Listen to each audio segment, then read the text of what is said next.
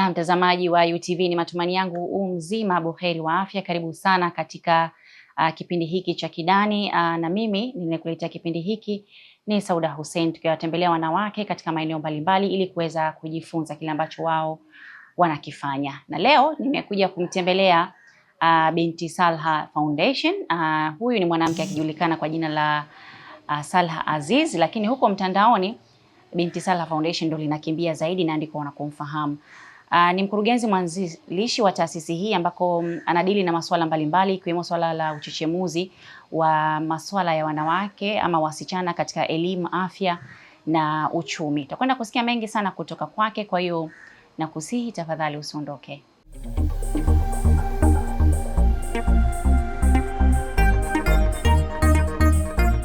Na kabla hatujaanza kuongea hapa na Salha Aziz, tusikilize wasifu wake kwa ufupi. Salha Aziz ni mwanzilishi na mkurugenzi mtendaji wa Binti Salha Foundation pamoja na mwanzilishi na mwenyekiti wa Ladies in Islam. Ana shauku kubwa ya kuona wasichana na wanawake vijana wanapata elimu bora, afya njema na fursa za kiuchumi. Safari yake ya uongozi ilianza akiwa shule ya msingi, lakini ilijengeka zaidi alipokuwa shule ya sekondari ya Makongo, kisha akaendelea kusomea shahada ya sanaa ya elimu katika chuo kishiriki cha elimu cha Chuo Kikuu cha Dar es Salaam, DUCE. Uongozi wake uliendelea katika harakati za vijana kama Youth of United Nations Association, YUNA, Youth of Action Movement ya Umati na Tanzania Youth Vision Association, ambako alijifunza umuhimu wa utetezi wa jamii. Kupitia Binti Salha Foundation aliyoianzisha mwaka 2017 na kusajili rasmi mwaka 2019, Salha amekuwa mstari wa mbele katika miradi inayogusa maisha ya wasichana na wanawake. Miongoni mwao ni kampeni ya Mvalishe Akasome inayosaidia wasichana wa mazingira duni kwa kuwapatia sare za shule, vifaa vya kujifunzia na taulo za kike. Pia kwenye mradi wa Her Potential, yaani uwezo wake, unawawezesha wasichana vijana kupata ujuzi wa ufundi stadi kama vile ushonaji, utengenezaji wa taulo za kike na kutumika tena, na sabuni za maji, batiki, pamoja na mafunzo ya ujasiriamali na elimu ya fedha. Kupitia miradi ya afya ya uzazi kwa vijana, taasisi yake imekuwa ikielimisha kuhusu haki, huduma rafiki na upatikanaji wa taarifa sahihi. Kazi za Binti Salha Foundation zimejikita katika kufanikisha malengo ya maendeleo endelevu ya Umoja wa Mataifa, hasa yale yanayohusu elimu bora, usawa wa kijinsia, kazi zenye staha na afya njema. Kwa kazi yake, Salha ametambuliwa kama SDG Youth Champion, balozi wa elimu wa Umoja wa Afrika na mmoja wa ubunifu 100 wa mabadiliko Tanzania kwa mwaka 2024, akitambuliwa kwa mbinu zake za vitendo katika kuinua wasichana kupitia elimu na kujitegemea. Mwaka 2021, Salha alianzisha Ladies in Islam, jukwaa linalowaunganisha wanawake Waislamu nchini Tanzania kujifunza, kubadilishana uzoefu na kukuza uwezo katika imani, uongozi na biashara.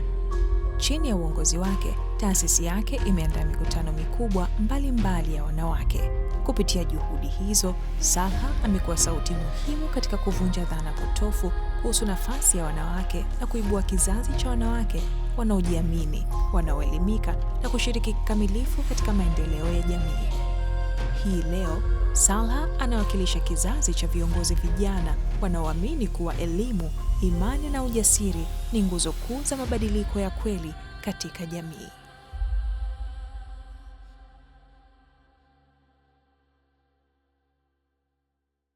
Na huo ni wasifu wa Binti Salha Foundation ambayo ameelezea historia ya maisha yake na kile ambacho amekifanya.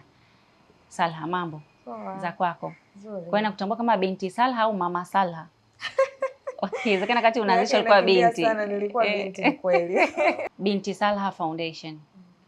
Kwa nini binti kwanza? Kwa sababu tunafanya kazi kwa ajili ya mabinti. Lakini pia nilianzisha nilikuwa binti wakati huo. Ni wakati ni muda tu unakimbia, lakini nilikuwa binti wa miaka chini ya 25.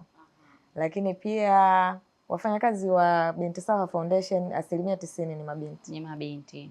Okay, sawa sana. Watu wangependa kujua hii Binti Salha Foundation nini hasa mnafanya?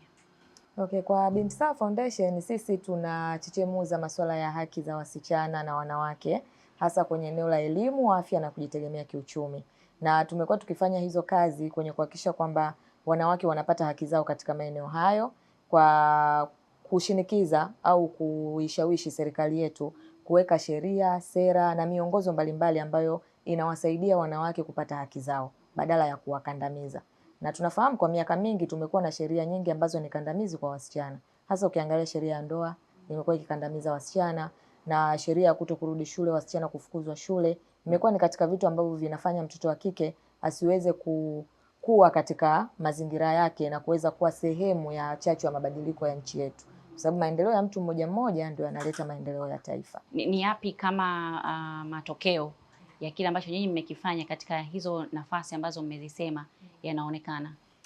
Kwanza kabisa tumekuwa sehemu ya mabadiliko ya kuwepo kwa sheria ya hii tunaita mwongozo wa kurudi shule watoto wa kike, ambao kwa kweli kwa kushirikiana na mashirika wenzetu mbalimbali ambao tunatetea haki za wasichana tuliweza kupigia kelele swala hilo, na kwa kweli tunamshukuru Mheshimiwa Rais Samia kwa wakati ule aliweza kutoa tamko hilo kwamba wasichana waweze kurudi shuleni. Ijapokuwa bado tunapambana kwamba hilo tamko sasa liweze kuwa sheria, au kama sio sheria liingie katika sheria au sera yetu ya elimu, ili iweze kumlinda msichana yoyote hata wa kizazi kijacho. Sababu tunajua ikibaki kuwa tamko anaweza kaja mwingine akatamka na yule msichana akaendelea kukosa ile haki.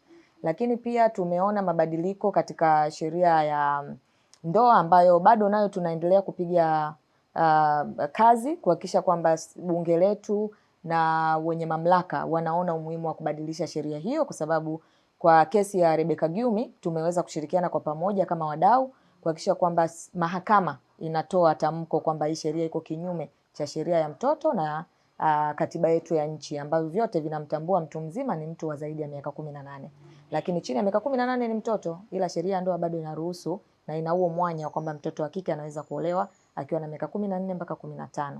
Ukiangalia ni mtoto wa kike ambaye yuko primary au ndo anaanza form 1. Kwa hiyo maana yake umeweka umemtengenezea mazingira huyo msichana ya kuto kufanikiwa kwenye maisha yake kwa kukatishwa ndoto zake kwa ndoa. Namna gani mnawafikia hao walengwa ili kupata hiyo elimu na kuchukua hatua? Kwa kweli tunatumia njia mbalimbali ikiwemo mitandao ya kijamii kwa kutoa elimu kwa wazazi wafahamu umuhimu wa elimu, lakini pia tunaandika vitabu. Sisi tunatumia njia ya sanaa ya vitabu. Tunacho kitabu chetu kinaitwa Haki Zangu Maisha Yangu, na kitabu hiki kinaonyesha historia ya binti ambaye alipambania ndoto yake ya elimu kutoka akiwa familia masikini mpaka alivyokuja kupata haki yake elimu kwa kufuata kusimamia haki yake, kwa sababu kinamuelezea binti ambaye alitaka kuozeshwa lakini alinusulika kubakwa na baba yake mdogo. Kwa hiyo tunajaribu kutumia njia ambayo mtoto anaweza kuielewa kwa urahisi. Kwa hiyo sisi tunatumia sanaa ya maandishi na tunacho hichi kitabu ambacho binti akikisoma anaweza kuona kwamba pamoja na kwamba serikali imejenga madarasa, wadau wananipambania nipate haki ya elimu, lakini mimi kama binti nafasi yangu ni ipi? Kwa hiyo tunamuonyesha binti kwamba elimu ni haki. Sio kitu cha kuenda kwa sababu mzazi ametaka uende shule, kwa sababu serikali itamkamata mzazi asipokupeleka shule, basi unatimiza tu ule wajibu wa serikali na wazazi. Ila ajue kwamba ni haki yake ya msingi kwa ajili yake na maisha yake. Na hiyo story iliyoandikwa humo ni ya kutunga ama kuna uhalisia kiasi fulani? Story hii imechanganyika. Nusu ina story ya kutunga ambayo tumeangalia mazingira halisia ya watoto wa Kitanzania wa kike, hasa maeneo ya kanda ya Ziwa ambako watoto wamekuwa wakiuzwa kama kwa kubadilishana mifugo wazazi.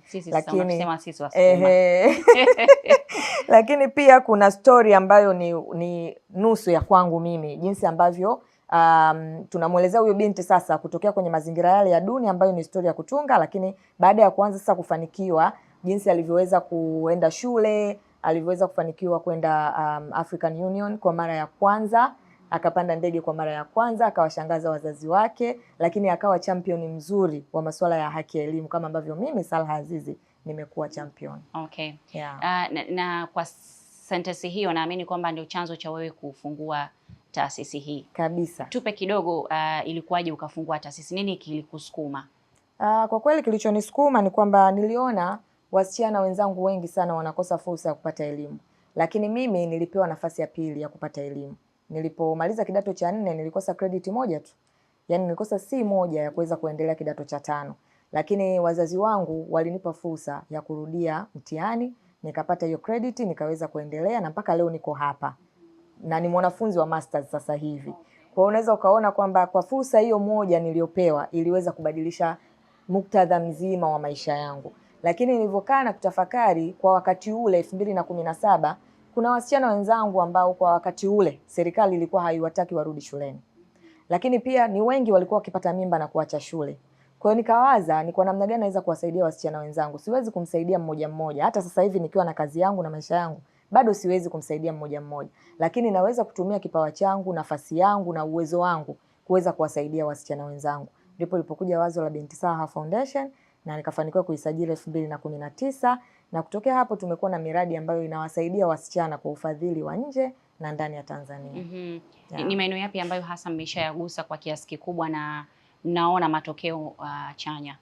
Kwa kweli eneo kubwa sana ambalo tumelifikia na tumeona matokeo chanya ni uchumi kwa wasichana ambao wameshakatishwa masomo, kwa sababu wakati ule naanzisha taasisi kuna kitu kilikuja kichwani kwamba naweza nikasema na deal na wasichana wa mashuleni peke yake, lakini ambao tayari wameshakatishwa masomo watafanya nini? Na wakati ule hata hii reentry hii ya rudi shule ilikuwa bado haipo. Kwa hiyo nikapata wazo la kwamba tuwasaidie hata hao ambao wamekatishwa masomo. Tunawasaidiaje? Tuwape basi angalau juzi mbalimbali. Kwa hiyo tumefanikiwa kwa kiasi kubwa sana kuwasaidia wasichana ambao wako nje ya mfumo wa elimu kupata juzi mbalimbali kama kutengeneza sabuni za maji, kutengeneza batiki, kushona cherehani na kuzalisha taulo za kike zile za kufua ambazo wakati wanauza wanapata pesa, pia wana solve tatizo kwenye jamii yao la masuala ya hedhi salama. Okay. Yeah. Na hiyo miradi mmefanyia wapi? Hapa Dar? Hiyo miradi tunafanya Dar, Msongola, Ilala, kule ni wilaya Ilala, Msongola, lakini pia tunafanya mradi wa huo tunaufanya pia Iringa. Panaitwa Pawaga, tumeweka ndani ya shule ya sekondari William Lukuvi ambayo maana yake mkuu wa shule alivutiwa pia. Kwa hiyo tukampa go ahead kwamba wale wasichana wa nje wakiwa wanasoma, hata hao wa ndani wakimaliza masomo badala ya kwenda kucheza na kufanya vitu vingine wanaweza kuingia kujifunza cherehani. Kwa hiyo imekuwa inasaidia pande zote mbili, wa nje ya shule na ndani ya shule. Sadaka nzuri inaanzia nyumbani. Ehe. Kwa nini hukuanza na kule Uswahilini ulikozaliwa? Magomeni Kagera. Nadhani wakati mwingine ni changamoto za ufadhili, kwamba unakuta ufadhili ambao unaupata umesha target maeneo kwamba labda imesha direct kwamba ni Dodoma, Iringa, yani mikoa fulani. Kwa hiyo hiyo ilikuwa ni changamoto ya kwanza. Lakini changamoto ya pili nadhani ni ukusanyikaji wa hao wasichana. Kwa sababu maeneo hayo niliyoyasema wewe unafahamu. Yani ilikuwa ni rahisi sana kuwapata wasichana wa Msongola ukifananisha na watoto wa Magomeni, kwa sababu ukienda kuwakusanya wale watoto wa Magomeni unaweza ukaanza na watoto 20 ukabaki na wawili. Kwa sababu bado wanahitaji kwa sisi tulivyoona ni kwamba tunahitaji kufanya kitu kingine kabla ya kupeleka miradi ya namna hiyo, kwa sababu kuna kitu tunatakiwa tubadilishe kwenye ufahamu wao na akili zao ili waweze kukubali kile kitu ambacho tunakipeleka, kwa sababu unakuta wengi wameshaona yale ni maisha yao ya kawaida. Kwa hiyo unaweza ukapeleka mradi leo, kesho akaona mimi nataka tu niendelee na biashara zangu za baa na shughuli zangu nyingine. Naam, tunapata mapumziko mafupi, tukirejea hapa tutaendelea na Kidani. Ni kusihi tafadhali usiondoke.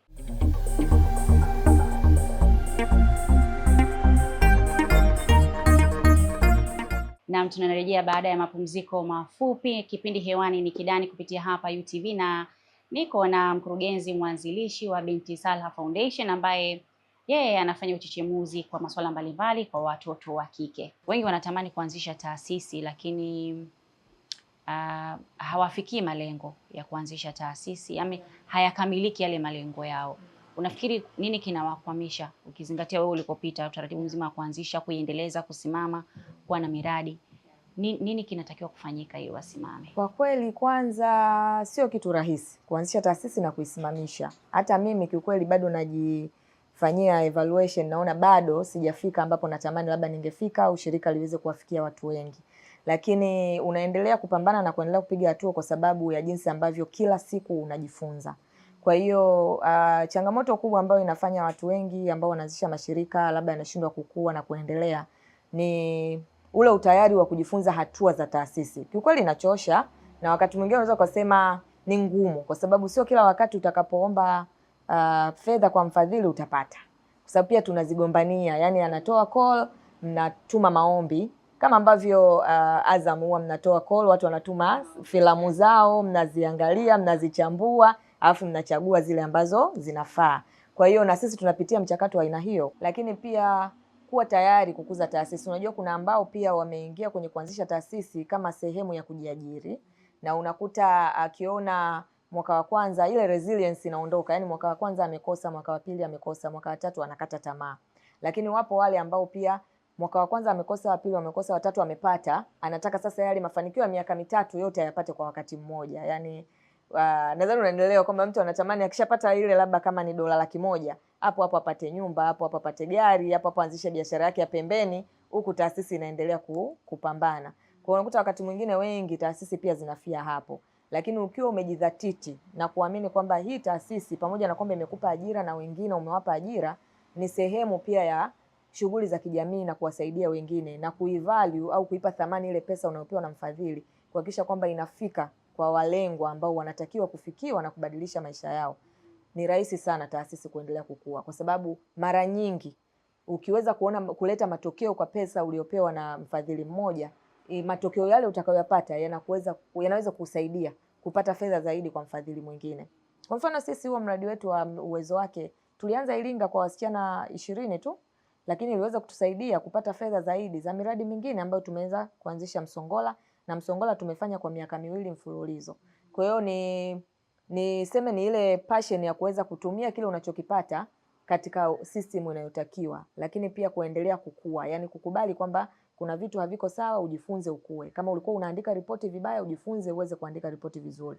Kama ulikuwa una mifumo ya kifedha, ukaguzi wa kifedha haijakaa vizuri, hakikisha inakaa vizuri. Mpaka sasa hizi ni idadi ya wasichana wangapi ambao wamefikiwa? Tumewafikia wasichana zaidi ya 50 kwa maana ya jumla ya Msongola na huko Iringa, na kwa skills mbalimbali. Kama wa Iringa tuliwafundisha hizo kutengeneza sanitary pads, lakini na kushona. Yani wanashona pia nguo za kawaida. Lakini hawa wa Msongola wao tuliwapa skills za sabuni za maji, tukawapa pia skills ya batiki. Wanazalisha batiki, wanashona vijora, wanauza kule kwenye jamii yao. Na ni lazima watu ambao wako kwenye kundi fulani, ama mnafika sehemu mnatangaza kwamba njooni, inakuwaje? Yaani namna ya kuwapata hao, utaratibu wake ukoje? Namna ambavyo tunawapata, huwa tunatoa tangazo kwa viongozi wale wa chini wa serikali za mitaa. Kwa hiyo tukitoa ile tangazo, yeye anatukusanyia wasichana ambao wanahitaji, wanajaza form, and then siku ambayo tunaenda kukutana nao tunamwambia, anawaita kwa pamoja, tunakutana nao, tunazungumza nao kabla ya kuanza mradi. Tunazungumza nao vizuri kuelezea mradi wetu unahusu nini, lengo letu ni nini, and then baada ya hapo ndo tunaenda sasa kuanza mradi. Na mara nyingi sio wote wanamaliza mradi, lakini angalau kuna wale ambao huwa wanaona faida ya kile kitu ambacho wanakipata pale na wanaendelea kuwepo mpaka mwisho wa mradi. Okay. Wewe umefanya kazi na wasichana ambao tayari kidogo wamekuwa kwa maana ya wameshavuka miaka 12, 13. Unafikiri nini kinawafanya kutoendelea na mradi? Sababu kuu ni fikra yao, jinsi ambavyo wanafikiri. Wengi wanapenda mafanikio ya haraka. Yani unajua msichana wa miaka 14, 15, kukiwa kuna mwanaume anayempa 2,000 ya vocha kila siku, anamwona ni bora kuliko anayempa shilingi 10,000 kwa wiki labda, ambayo anaweza kununua sabuni, akanunua padi na vitu vingine. Anaona ni rahisi kwake kupata tu ambayo hajaifanyia tu kazi. Yani ni mindset ya binadamu yoyote. Na ukiangalia huo umri ambao tunausema 13, 14, 15, anapata nyumbani chakula bure, anapata malazi bure, lakini haangalii kwamba natamani siku na mimi niwe na maisha bora, niwasaidie wazazi wangu ambao labda tunaishi kwenye nyumba ya vyumba viwili au chumba kimoja au hata nyumba ya udongo. Lakini unakuta labda anaona ni rahisi tu yeye kupata hizo 2,000, 5,000, ambao mwisho wa siku matokeo yake wanapata mimba, anarudi pale nyumbani na mjukuu. Naamini kwamba sio muda wote Binti Salha Foundation inakuwa katika kwenye harakati za kufanya kazi. Mbali na wakati hauko active sana huku, wewe unafanya vitu gani vingine? Nafanya biashara kwanza. Kitu ambacho najipatia kipato changu cha ziada, nauza hijabs hizi kama hii nilovaa. Lakini pia nina another platform ambayo of course nayo sasa hivi nimeshakuwa taasisi registered, inaitwa Ladies in Islam. Ladies in Islam yenyewe sasa kilichonisukuma nikaianzisha ni ilisukumwa na jinsi ambavyo nimekuwa kila ninapoenda kupima matokeo au ninapoenda kufanya mradi wa Binti Salha Foundation, nakutana na watoto wengi sana wa kike wa Kiislamu. Wengi sana. Kuta walopata mimba, walioacha shule, waliolewa wakaachika, yani ana miaka 18 ashaachika mara 2, wengi ni Waislamu. Nikawa natamani kuwaonyesha wasichana wa Kiislamu role models kwenye kila sekta, kuwaonyesha kwamba it is possible, kama hawa wameweza, hata wewe unaweza. Kama tuliwahi kuwa na waziri wa kwanza wa fedha mwanamke wa Kiislamu, Mama Zakia Megji, hata wewe utaweza. Kama tuliweza kuwa na mwanamke wa kwanza kugombea jimbo, Mama Shamim Khan Morogoro mjini, hata wewe unaweza. Kwa hiyo tunajaribu kuonyesha wasichana wa Kiislamu kwamba na stara yako na Uislamu wako bado unaweza kufanya vitu vikubwa kuliko kujikatia tamaa na kuona wewe ni wa kuolewa tu. Wewe role model wako ni nani? Wako unaonyesha wengine wako ni nani? Mimi kwa kweli role model wangu ni Mama Asha Rose Migiro. Okay. Nimekuwa nikimsoma toka niko primary kama role model wangu. And of course hata kwenye kitabu tumemuelezea Mama Asha Rose Migiro jinsi ambavyo alinipa hamasa na jinsi ambavyo kwa kweli kwa mara ya kwanza nilivyosafiri kwenda AU kwa maana African Union kuwakilisha Tanzania kwenye eneo la elimu, ikanipa nguvu kwamba kumbe inawezekana. Kama Mama Asha Rose Migiro alifika UN, mimi nimeanzia AU nikiwa bado binti mdogo, naweza kuendelea kuijenga ndoto yangu. Na kutoka AU kweli nikaendelea na harakati zangu, ikanisaidia nikafika Global Partnership for Education, nikapata fursa ya kukutana na Malala alipokuja Tanzania. Lakini pia nimekuwa nikishiriki program mbalimbali za GPE ambazo mwenyekiti wetu wa bodi Mheshimiwa Rais mstaafu Kikwete, nimekuwa nikikutana naye, nimekuwa nikijifunza kutoka kwao. Kwa hiyo nimeendelea kupata hamasa kwamba role model wangu alifika UN, naamini siku moja na mimi nitafika UN. Kwa ambaye anatuangalia hivi sasa na anatamani kufika hayo maeneo ile hajui wapi anaanzia. Anaanziaje? Anaanzia wapi? Okay, kwa wale walioko mashuleni, hizi clubs zinapita mashuleni ni moja ya hatua ya kwanza. Mimi nilianzia UN Club nikiwa Makongo Sekondari, lakini iliweza kunikutanisha na watu tofauti tofauti. Kwa binti, kijana ulioko shule, kitu cha kwanza nianza na hizo clubs zilizopo shuleni. Najua kuna clubs za TAKUKURU, kuna clubs za Femina, kuna club mbalimbali ambazo zinapeleka maarifa mashuleni. Wajitoe kuweza kushiriki kwa sababu huko utakutana na watu mbalimbali. Kwa sababu watu wanatoka nje kama sisi tunaenda mashuleni. Tunapokuja mashuleni, watupokee kama sehemu ya kitu cha kujifunza kama kianzio. Na kutokea pale ukiwa na uwezo na ukajipushi na maarifa, wapo watu tu watakushika mkono. Watakwambia, Salha, unaweza kufanya hapa. Sauda, unaweza ukajitolea hiki au fulani, naomba kesho nikualike ushiriki kitu fulani. Unavyozidi kutoka na kushiriki, unakuwa exposed. Kutokea hapo ndio unapata ile hamasa, ari, unapata pia kuwaona watu ambao wanaweza kukushawishi kuwa kama wao. Kwa hiyo anzia hapo ulipo. Kuna mtu anatuangalia hivi sasa, either ni wanawake, wanatamani kujifunza kile ambacho Binti Salha mnakifanya kwa kule Iringa na kwa kule Msongola. Lakini wenyewe wako hapa Dar es Salaam. Unawaambiaje, mnawafikia? Yaani kwa kweli tunawakaribisha sana. Sana. Hapa ofisini kwetu tumetengeneza center yetu hapo nje, tunategemea kupata ufadhili mwingine. Tunawakaribisha, tutatoa matangazo, naamini pia nitakufikishia kwa wale ambao unaweza kuwafikia, na mitandao yetu ya kijamii wasiache kufuatilia, huko tunawekaga matangazo yetu. Tunawahitaji sana wasichana walioko kwenye vyuo vya urembo na mapishi, walioko huko mtaani, wote tunawahitaji kwa sababu kila mmoja kuna elimu ambayo tunampa. Kwa hiyo wewe ambaye uko mtaani unakaribishwa Binti Salha Foundation, tuko Kijitonyama, karibu sana. Yaani kama wewe hata sasa hivi ukiwa uko tayari kabla ya tangazo, wewe njoo, sisi tutachukua taarifa zako, tutakapokuwa tayari tumeanza mradi tutakupigia simu uje ushiriki mradi. Nikushukuru sana Salha. Karibu sana. Asante. Na mtazamaji wa Kidani, tunamaliza hivyo siku ya leo na Salha Aziz ambaye ni mkurugenzi mwanzilishi wa Binti Salha Foundation, ambayo ni taasisi ambayo inachochemua masuala mbalimbali kwa watoto wa kike hasa katika elimu, afya na ujasiriamali. Kuna namba ya simu ambayo inapita hapo chini kwenye screen yako 0888475656. Kwa wale ambao unataka elimu ambayo Binti Salha Foundation wanaitoa, basi wasiliana, hiyo ni namba yangu mimi. Tuma ujumbe mfupi wa maandishi kupitia WhatsApp nami nitakuunganisha moja kwa moja, lakini pia katika mitandao ya kijamii inapatikana, andika Sauda_Kidani Show, nifuate DM, au pia Instagram yao inapatikana, andika Binti Salha Foundation, utawaona.